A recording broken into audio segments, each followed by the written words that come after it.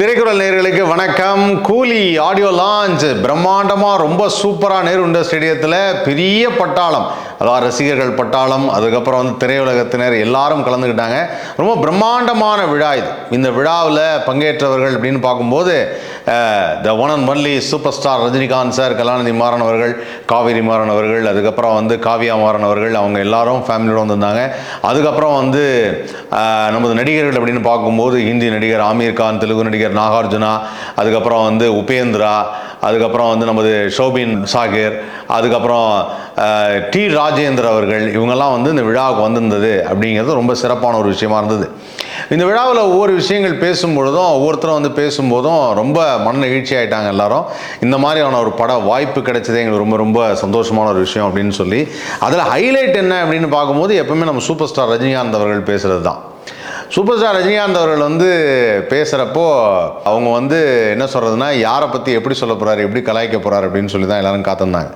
ஏன்னா அவர் எப்போவுமே ரொம்ப ஜாலியாக ரொம்ப லைவ்லியாக சில விஷயங்கள் சொல்லுவார். அப்படி சொல்லும்போது ஒவ்வொரு ஆர்டிஸ்ட்டு எப்படி வந்து இந்த படத்தில் வந்தாங்க அப்படிங்கிறத பற்றி சொல்லும்போது ஹைலைட்டான ஃபேக்டர் எங்கே வந்தது அப்படின்னா, நாகார்ஜுனா பற்றி சொல்லும்போது அது எப்படி சொன்னார்னா, லோகேஷ் வந்து சொன்னார், இந்த மாதிரி வந்து படத்தில் வந்து ஒரு வில்லன் கேரக்டருக்கு சார் அது வந்து ஒருத்தர் அப்ரோச் பண்ணியிருக்கேன், அவரை வந்து ஓகே சொல்லணும் அப்படின்னு. யார் அப்படின்னு சொல்லிட்டு இந்த மாதிரி இவர் தான் சார் அப்ரோச் பண்ணியிருக்கேன் அப்படின்னேன். அப்புறம் கேட்டால் அவங்க ஒத்துக்கிட்டாங்க அப்படின்ட்டாங்க. அப்படியா, உண்மையாவா, ஒத்துக்கிட்டாங்களா அப்படின்னு சொன்னால் என்ன எப்படி அப்படின்னு கேட்டால் எனக்கு ஒரே ஆச்சரியம். ஏன்னா அவர் வந்து பணம் கொடுத்து விலைக்கு வாங்க முடியாது. ஏன்னா அவர் தமிழ்நாடு, அதாவது ஆந்திரா, தெலுங்கானா, இது எல்லாத்துலேயும் வந்து மிகப்பெரிய பணக்காரர் அவர். ஸோ அந்த நேரத்தில் வந்து அந்த இடத்துல அவர்கிட்ட வந்து பணம் கொடுத்து நம்ம வாங்க முடியாது, அது ரொம்ப கஷ்டம். அப்போ தான் நம்ம வெங்கட் பிரபு, இந்த டைலாக் தான் ஹைலைட் ஆச்சு. வெங்கட் பிரபு வந்து அஜித்துக்கு எழுதின ஒரு டைலாக் மாதிரி அப்படின்னா அடித்தாங்க கிளாப்ஸ். நேற்று அந்த ஷாட்டை நானும் பார்த்தேன், அப்படியே அரண்டேன் நான். அஜித்துக்கு எழுதின மாதிரி நானும் எவ்வளோ நாள் தான் நல்லவனாகவே நடிக்கிறது அப்படின்னு சொல்லி அந்த டைலாகை சொன்னார். ரொம்ப அருமையாக இருந்தது. அதான் நாகார்ஜுனா வந்து ஃபஸ்ட் டைம் வில்லனாக பண்ணியிருக்காரு, அது ரொம்ப சந்தோஷமாக இருந்ததுன்னு சொல்லி அவர் சொன்னது ரொம்ப ஒரு கீ ஃபேக்டராக போயிடுச்சு. அதுக்கப்புறம் வந்து பேசினது வந்து பார்த்திங்கன்னா, இந்த படத்தில் வந்து இன்னொரு சர்ப்ரைஸ் எலிமெண்ட் இருக்குது அப்படின்னு சொல்லி இவர் வந்து ரஜினி சார்ட்ட வந்து லோகேஷ் இருக்கார். சார் அந்த படத்துக்கு வந்து ஒரு கேமியோ பர்ஃபார்மன்ஸ் ஒன்று இருக்குது சார், அந்த கேமியோக்காக ட்ரை பண்ணுறேன் அப்படின்னு சொன்னோன்னே, இல்லை சார் நான் ஒருத்தர் கேட்டிருக்கேன், அவர் அக்செப்ட் பண்ணிட்டாரு, இது பண்ணார்னா ஓகே சார் அப்படின்னு. இவர் வந்து யார்கிட்ட கேட்டிருப்பார் லோகேஷ், இப்படி கேட்டு அவர்கிட்ட இவர் இப்போ உலகநாயகனா அப்படின்னு சொல்லி டக்குன்னு சொல்லிட்டார். உலகநாயகன்ட்ட கேட்டிருப்பாரோ அப்படின்னு சொல்லிட்டு நான் அப்படியே மிதக்கிறேன் அப்படின்னார்.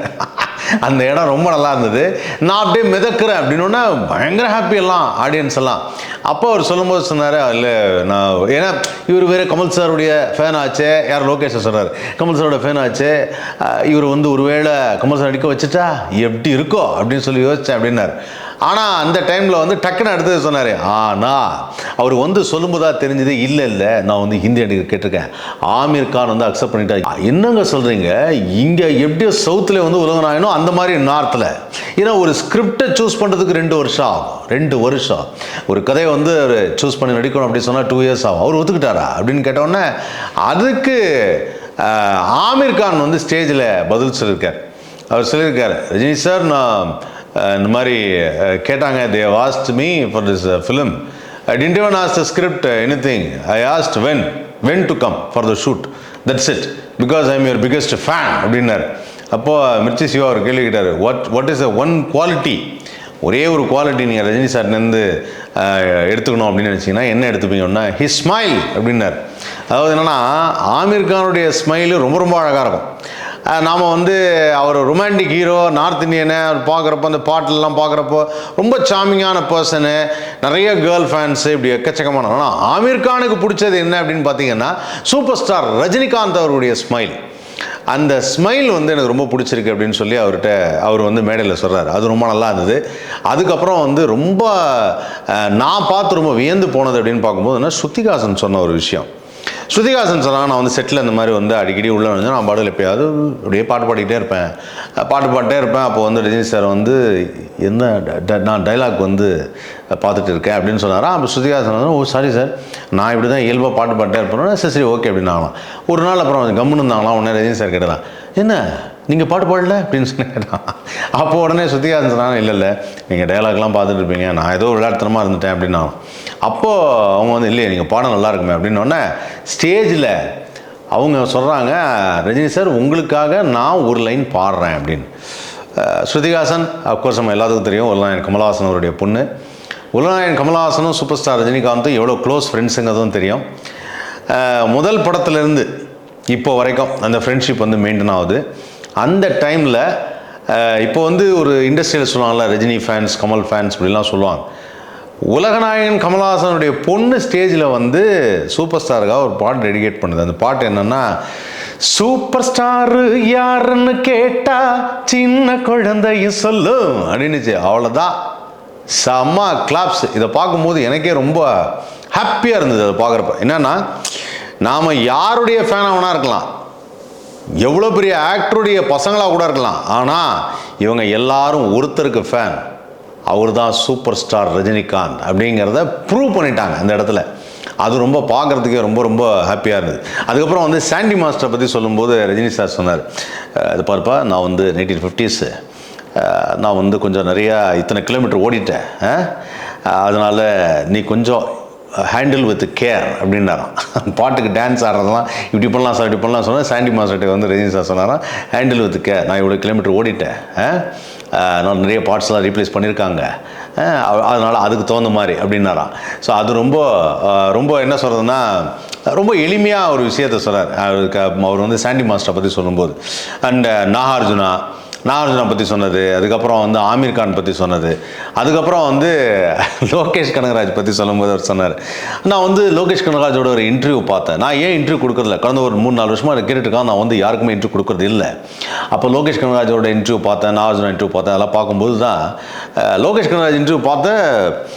ஒரு 2.5 மணி நேரம் பெரிய இன்டர்வியூ அது. நான் வந்து ஃபஸ்ட்டு உட்காந்து பார்த்தேன், முடியல, அப்புறம் படுத்துக்கிட்டு பார்த்தேன், முடியல, தூங்கி எழுந்துச்சு பார்த்தேன், அப்பவும் முடியல அப்படின்னாரு. அதுக்கு பயங்கரமான ஒரு கிளாப்ஸ் வந்தது. ஆக்சுவலாக என்னன்னா, நிறைய பேச வேண்டியிருக்கு, நிறைய உண்மைகளை பேச வேண்டியிருக்கு. அப்போ சொல்கிறாரு, நான் இந்த மாதிரி இன்டர்வியூ கொடுத்தா அந்த கோட்டை கட்டி வச்சுட்டு என்னுடைய சீக்ரெட்ஸ் எல்லாத்தையும் வாங்கிடுவாங்க, அதனால தான் நான் இன்டர்வியூ கொடுக்குறதில்ல அப்படிங்கிற மாதிரி ஒரு விஷயம் சொன்னார். சூப்பராக இருந்தது. ஸோ இந்த லோகேஷ் கனகராஜ் பற்றி சொன்னது. அதுக்கப்புறம் நமது புரட்சி தமிழன் சத்யராஜ் அவர்களை பற்றி சொல்லும்போது என்ன சொல்கிறார் அப்படின்னா, இந்த மாதிரி வந்து எனக்கும் சத்யராஜுக்கும் வந்து நிறைய ஐடியாலஜிஸ் வந்து டிஃப்ரெண்ட்டாக இருக்கலாம், பட் ரொம்ப ரொம்ப ஹானஸ்டான ஒருத்தர். அதாவது சில பேர் வந்து இந்த கம்முன்னு இருக்கவங்கள வந்து நம்பவே முடியாது, ஆனால் இவரெலாம் வந்து ஓப்பனாக பேசிடுவார், இவரை ரொம்ப நம்பலாம் அப்படின்னு இருக்காரு. ஸோ அதனால் அந்த ஒரு விஷயம் வந்து ஒரு ப்ளஸ்ஸாக இருந்தது. ஸோ இதெல்லாம் வந்து ஹைலைட் ஃபேக்டராக சூப்பர் ஸ்டார் ரஜினிகாந்த் அவர்கள் பேசும்போது ஹைலைட் ஃபேக்டராக இருந்தது. ஸோ இந்த ஹைலைட் ஃபேக்டர்லாம் ஒன்றா சேர்த்து ஒரு நாள் பார்க்கணும், அதுக்கு நம்ம வெயிட் பண்ணணும். ஏன்னா அந்த ஃபுல் வீடியோவுடைய அந்த டெலிகாஸ்ட் வந்து சன் டிவி வந்து கூடிய சீக்கிரத்தில் அதை பண்ணிவிடுவாங்க. அது கூடிய சீக்கிரம் பண்ணும்போது அந்த ஃபுல் வீடியோ எப்படி இருந்தது, ஆடியோ லான்ச்சில் யார் என்ன பேசுனாங்க அப்படிங்கிறத நாமளும் தெரிஞ்சுக்கலாம். டேரக்டர்ஸ் லோகேஷ் கனகராஜ் என்ன பேசினார், அதுக்கப்புறம் வந்து பார்த்திங்கன்னா நாகார்ஜுனா சார் ஸ்டேஜில் வந்து என்ன பேசினார், ஸ்ருதிஹாசன் பேசின அந்த ஹைலைட்டான ஃபேக்ட் வந்துருச்சு. ஸோ இந்த மாதிரி வந்து நிறைய பேரை பற்றி ஷௌபின் சாகிர் அவரும் வந்து நிறையா பேசியிருக்காரு. ஸோ அந்த ஃபுல் வீடியோ வந்து கூடிய சீக்கிரம் நம்ம பார்க்க போகிறோம். அண்ட் இந்த ஆடியோ லான்ச்சில் வந்து பார்த்திங்கன்னா ரசிகர்கள் பட்டாளம் நேற்று வந்து கிட்டத்தட்ட போலீஸ் இதையும் மீறி வந்து அப்படி கேட்டை உடச்சிக்கிட்டு போயிருக்கிறாங்க உள்ள, அவ்வளோ பெரிய கூட்டம் வந்துருக்குது. அண்ட் ரஜினி சார் வந்து பார்த்திங்கன்னா என்ன மாதிரி காஸ்டியூம்லன்னா ஒரு பிளாக், ஒரு ஹாஃப் குர்த்தா ஒன்று, ஒரு ப்ளூ ஜீன் ஒன்று, ஒரு நார்மல் கண்ணாடி போட்டு அவர் பார்த்திங்கன்னா நேற்று ஒரு ஹைப் வேறு கொடுத்தாங்க. இந்த ஆடியோ லான்ச் ஆரம்பிக்கிறதுக்கு முன்னாடி ரஜினி சாரை கூட்டு வர்றதே அந்த இட்டாலியன் ஃபியட்டில் தான் கூட்டு வருவாங்க போல இருக்குது அப்படின்னு. அந்த மாதிரிலாம் எதுவும் இல்லை. அவர் பாட்டு காரில் வந்தார், டக்குன்னு அப்படி கார்லேருந்து மேலே அந்த ரூஃப் டாப் அப்படி ஓப்பன் பண்ணிட்டு அப்படி எல்லாத்துக்கும் வணக்கம் வச்சார், டாட்டா காமிச்சார், உள்ளே போனார். இன்னும் அந்த எனர்ஜி தான், அந்த எனர்ஜி வந்து நம்மளை அப்படியே ட்ராவல் பண்ண வைக்குதுன்னு சொல்லலாம். அதுக்கப்புறம் சூப்பர் ஸ்டார் பேசுனதில் ஒருத்தர் ஹைலைட் பண்ணி சொல்லியிருந்தார். ஆக்சுவலாக அந்த கிளிப்பிங்கை நான் கேட்கல, பட் இருந்தாலும் அவர் சொல்லியிருக்காரு, ரசிகர்களுக்காக ஒன்று சொல்லியிருக்கார். அதாவது என்னென்னா, இந்த உடலை நல்லா பார்த்துக்கணும், இந்த உடலை வந்து நம்ம தண்டித்தா நாம் தண்டிக்கக்கூடாது, அப்படி தண்டித்தா உடல் நம்மளை தண்டிச்சிடும் அப்படின்னு சொல்லி ஒரு விஷயத்த சொல்லியிருக்காரு. அது எப்போவுமே இப்போ நிறைய இடத்துல வந்து ரசிகர்களுக்காக சொல்கிறார், நம்ம உடம்பை எவ்வளோ தூரம் பார்த்துக்கணும். அப்போ உடம்பு சொல்லுதான், கொஞ்சம் எக்ஸசைஸ் பண்ணுடா, கொஞ்சம் ஓடுடா, கொஞ்சம் ஆடுடா அப்படின்னு சொல்லுதான். அதை வந்து சொன்னார், ரொம்ப நல்லா சொல்லியிருந்தார். அதுக்கப்புறம் எனக்கு ரொம்ப மனசை தொட்ட ஒரு விஷயம் என்னென்னா, அந்த ஒருத்தர் ஒரு ஸ்டேட்மெண்ட் போட்டிருந்தார், இப்படி ஒரு விஷயத்தை ரஜினி சார் சொன்னார். பட் நான் வீடியோ நம்ம ஃபுல்லாக பார்க்கும்போது தான் அது தெரியும். அது சம்மந்தப்பட்ட வீடியோ எதுவும் நான் பார்க்கல. அந்த விஷயம் என்ன அப்படின்னு பார்த்தீங்கன்னா, இந்த மரம் எப்பெல்லாம் சாயுதோ அப்போல்லாம் ரசிகர்கள் நீங்கள் வந்து என்னை தூக்கி விட்டுருக்கீங்க அப்படின்னு சொல்லி உங்கள் எல்லாருக்கும் நான் வந்து நன்றி சொல்லிக்கிறேன், உங்கள் பாதத்தை தொட்டு வணங்குறேன் அப்படின்னு சொல்லிட்டு ஒரு விஷயம் சொல்லியிருக்காரு அப்படின்னு சொன்னாங்க. அப்போ நான் யோசித்தேன், ரிவர்ஸ் தலைவரே, இந்த மக்கள் எப்பெல்லாம் ரொம்ப நொந்து போயிருக்காங்களோ அப்போல்லாம் எங்களை தூக்கி விட்டது உங்களுடைய படங்கள் மட்டும்தான். அதனால் உங்களுக்கு நாங்கள் தோள் சாச்சமா இல்லை எங்கள் எல்லாருக்கும் நீங்கள் தோள் கொடுத்தீங்களா அப்படிங்கிறத இந்த காலம் சொல்லும் தலைவரே. எத்தனை வருஷம் ஆனாலும், எவ்வளோ கவலையில் இருந்தாலும், எங்கள் கவலைகளை மறக்கிறப்போ, எங்கள் கவலைகள்லேருந்து நாங்கள் விடுபட்டு நல்லா சந்தோஷமாக சிரித்து எங்கள் மைண்டே மாறுது அப்படின்னா அது சூப்பர் ஸ்டார் ரஜினிகாந்த் அப்படிங்கிற அந்த ஒரு மனிதருக்காக தான். அந்த மனிதரை வந்து திரையில் தோன்றின உடனே அந்த இடத்துல ஆரம்பித்து அவங்களுக்கு இருக்கிற எல்லா கவலையும் போயிடும். நீங்கள் நல்லா யோசிச்சு பாருங்கள், நம்ம படம் பார்க்கும்போது நமக்கு வந்து கடன் பிரச்சனை இருக்கலாம், வீட்டில் பிரச்சனை இருக்கலாம், ஃப்ரெண்ட்ஸ்னால் பிரச்சனை இருக்கலாம், வேலையில் பிரச்சனை இருக்கலாம், எது வேணாலும் இருக்கலாம். ஆனால் அந்த ஃபஸ்ட்டு ஷோ சூப்பர் ஸ்டார் ரஜினிகாந்த்னு அப்படி டைட்டில் போட்டு அவர் ஸ்க்ரீனில் வந்தோடனே மொத்தமும் மறந்துடும். இந்த ஒரு மந்திரம், அந்த ரஜினிகாந்த் அப்படிங்கிற அந்த ஒரு தட்டை மட்டும்தான் இருக்குது அந்த மந்திரம். அது உண்மையிலேயே வந்து தலைவரே, நீங்கள் சொல்கிறது நாங்கள் உங்களுக்கெல்லாம் சப்போர்ட் பண்ணோம் அப்படின்னு சொல்லி, ஆனால் நாங்கள் சொல்கிறோம் எங்களுக்கெல்லாம் கிடைச்ச மிகப்பெரிய பொக்கிஷம் இந்த யுகத்தில் உங்களை மாதிரி ஒருத்தரோட பயணம் செஞ்சுருக்கோம் நாங்கள்லாம்ங்கிறதே எங்களுக்கு பெரிய ஒரு கிஃப்ட்டு அப்படின்னு தான் சொல்லணும். இந்த கிஃப்ட்டு அடுத்து வரக்கூடிய ஜென்ரேஷனுக்கோ அடுத்து இன்னும் பல 100 ஆண்டுகள் கழித்தோ இருக்குமான்னு தெரியாது. ஆனால் நாங்கள்லாம் உங்களோட தான் ட்ராவல் ஆகணுங்கிறத பெருமையாக சொல்லிப்போம். அந்த லெவலுக்கு எங்களுக்கு தமிழ் சினிமாவில் இன்றைக்கும் உலக லெவலில் கொண்டு போய் எல்லாருக்கும் ரீச் பண்ண வச்சு தமிழ் சினிமானா அது சூப்பர் ஸ்டார் ரஜினிகாந்த் அவருடைய படங்கள் அப்படின்னே சொல்லலாம். காரணம் என்னென்னா, அந்த way of the screen presence, அதுக்கப்புறம் அவருடைய ஸ்டார் கேஸ்டிங்லேருந்து, ஃபேன் ஃபாலோவிங்லேருந்து, ஃபேன் பேஸ்லேருந்து எல்லாரையும் பிரமிக்க வச்சுது. கூடிய சீக்கிரம் இந்த படத்துடைய ஃபுல் வீடியோ, ஆடியோ லான்ச்சுடைய ஃபுல் வீடியோ பார்த்துட்டு அதை பற்றி நிறையா பேசுவோம். படத்துக்கான டிக்கெட்டு வாங்குறதுக்கெல்லாம் தயாராக இருப்பீங்கன்னு நினைக்கிறேன். இன்னையிலேருந்து எல்லாம் பயங்கரமாக வந்து ஒவ்வொரு இடத்துல சொல்லி வைக்கிறாங்க. 14ஆம் தேதி நான் பார்த்தாகணும், ஃபஸ்ட்டு ஷோ பார்த்தாகணும்னு. யாரெல்லாம் ஃபஸ்ட்டு ஷோ பார்க்க போகிறோம், பார்த்துட்டு என்னெல்லாம் அந்த படத்தில் இருக்குங்கிறத பேச போகிறோங்கிறத உங்களை மாதிரியா நானும் காத்திருக்கேன். தொடர்ந்து பாருங்கள், திரைக்குறள் லைக் பண்ணுங்கள், ஷேர் பண்ணுங்கள், சப்ஸ்கிரைப் பண்ணுங்கள்.